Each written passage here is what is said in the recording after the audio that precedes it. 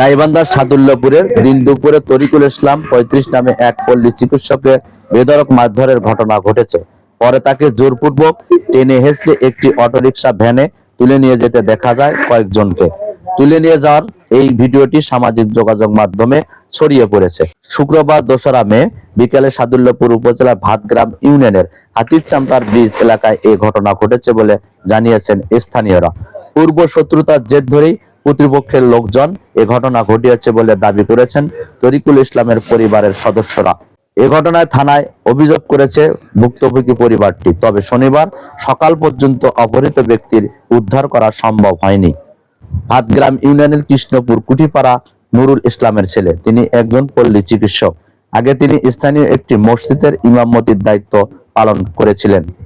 মারধরের পর জোরপূর্বক তাকে অটোরিকশা ভ্যানে তুলে নিয়ে যায় হামলাকারীরা। এদিকে এ ঘটনায় 18 সেকেন্ডের একটি ভিডিও সামাজিক যোগাযোগ মাধ্যমে ছড়িয়ে পড়েছে। এতে দেখা গেছে 4 জন থেকে 5 জন মিলে তরিকুল ইসলামকে টেনে হেঁচড়ে একটি ভ্যানে তুলে ফেললেন। এ সময় ভিড় জমিয়ে ঘটনাটি দেখতে থাকেন বেশ কয়েকজন।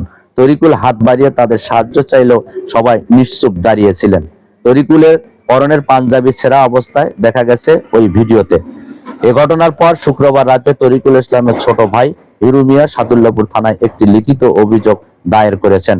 তিনি অভিযোগ করেছেন পূর্ব শত্রুতার জের ধরে উপজেলার চাঁদকরিমপুর গ্রামের আতোয়ার রহমানের ছেলে মিলনের নেতৃত্বে একদল দুর্বৃত্ত তরিকুলকে তুলে নিয়ে গেছে।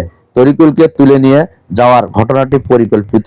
দ্রুত তাকে উদ্ধারের দাবি জানান হিরু মিয়া। বিষয়টি নিশ্চিত করেন সাদুল্লাপুর থানার ভারপ্রাপ্ত কর্মকর্তা তাজউদ্দিন খন্দকার। তিনি বলেন, তরিকুলকে অপহরণের ঘটনায় মিলন সহ অজ্ঞাত 7-8 জনের বিরুদ্ধে থানায় লিখিত অভিযোগ করেছেন তার ভাই হিরু মিয়া।